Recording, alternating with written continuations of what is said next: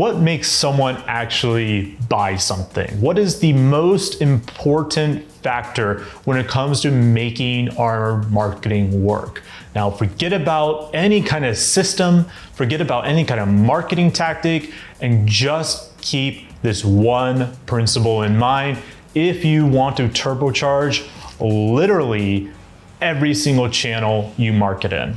Let's get into it. What's up YouTube? Greg Alfrink here, Director of Marketing at Empire Flippers. Today I'm going to show you how to supercharge pretty much every aspect of your marketing by using what I like to call the big filter. Now, the big filter is a principle I learned years and years ago. I don't know if they created it, but I know who I got it from, at least the kernel of inspiration for the idea. It was an SEO agency named Distilled that was very famous at the time for being able to build out gigantic content campaigns that got virality and tons of backlinks. And I think they're still around. I haven't followed them in a while, but they're the ones who gave me the inspiration for this big filter concept. And the big filter concept is amazing because it really extracts the poetry of what you're doing. And I say poetry because poetry is by its very nature an emotional artistic medium, and marketing, the best marketing, is also emotional because people don't buy anything based off logic. Now, you'll get those people all the time saying, oh, ads don't work on me. I'm very logical, very rational.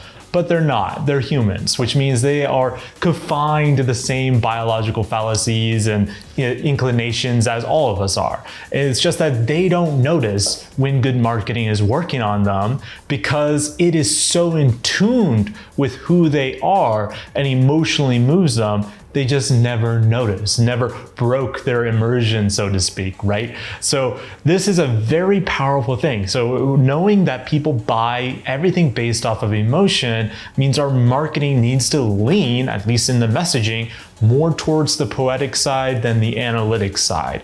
This is very, very, very important. Now, on the flip side of this, logic does come into play here. While we buy everything on emotion, we justify everything with logic. So you hype me up and sell me on a fantastic product or a fantastic sounding product, and it turns out that product was terrible, guess what? I'm going to be pissed. The logic doesn't justify the emotional weight of this purchase, right? And so this is what leads to buyer regret, refunds, bad reviews on Yelp, Trustpilot, all that kind of stuff. Now, all that stuff happens even if you sell a good product, of course, because we can't please everyone, but it will happen significantly more if your product doesn't match the logical justification that your customer needs to do after they buy. But let's focus on the emotional aspect here, because this is where marketers really mess up. They're often talking about features instead of benefits. Don't sell me a drill, tell me how to make a better hole. That's what people really want. That's the problem they want to solve, and that's what you need to solve with your drill or whatever you're selling. Obviously, different solutions than making a hole if you're not selling drills. Anyhow, let's go into the big filter. So there's 3 steps to the big filter, and all 3 of them are very, very simple to understand, so you probably don't even need to take notes on this. But basically, step 1 is identifying your target market. Who are you selling to? What is their buyer persona? What are they like? What do they want to be like? What are their aspirations and dreams? All that good buyer persona stuff is marketing 101, right? Now, step 2 is also extremely simple. If you don't know the answer to this, you have bigger problems than marketing probably, which is the step 2 is, what are you selling? As simple as that. What is the product you're selling? Don't try to dress it up, just say what it is. So for us, let's do the first 2 steps together for Empire Flippers.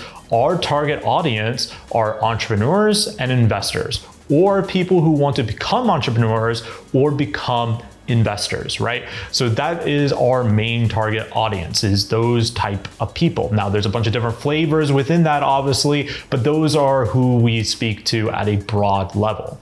Now, what do we sell? Well, that's obvious. We sell businesses, right? We sell profitable online businesses. That's our product that we're selling.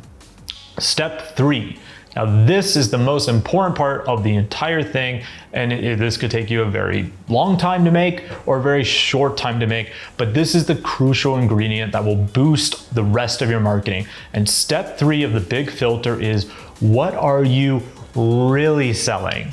And this is the emotional punchline of what you're offering to the marketplace out there. This is the thing that should hit them in the gut. And for us, just to give you an example how this works, so target audience already talked about, and what we're selling, profitable online businesses, what Empire Flippers really sells is an opportunity to change your life. That's what we really sell. That's our real product. Now, the opportunity can be both a positive or a negative, right? Someone could buy a business from us and a Google algorithm update happens and tanks their whole investment, or Amazon updates some policy to their FBA program and ruins them overnight, right? So it's an opportunity that's not necessarily positive or negative. Now, we have tons of positive stories, much more positive stories than negative stories, obviously, but it is important to always keep in mind both aspects, because that will flavor your marketing, right? So there is always risk and reward with any kind of emotional benefit, and you should ask yourself what yours is too.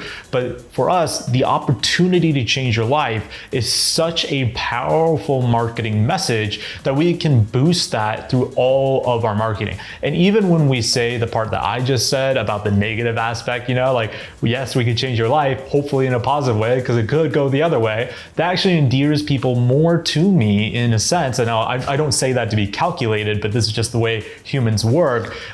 When you say stuff like that, that open transparency, people just like you better. I've had friends who bought businesses from us and they did tank, not as bad as I just referenced. It didn't change their entire life negatively. They were smaller businesses and they did actually recover. Many of them did. But they didn't blame us for it because they knew the risk going in, because we were very upfront telling them that that is a real risk. Now, they bought other businesses from us too that have done wonderful. So they get the drill, right? But anyhow, I want you to do this simple exercise. Ask yourself, what is your big filter? Now, you might be thinking, oh God, well, it's easy for you, Greg, because what you're selling has an obvious emotional impact.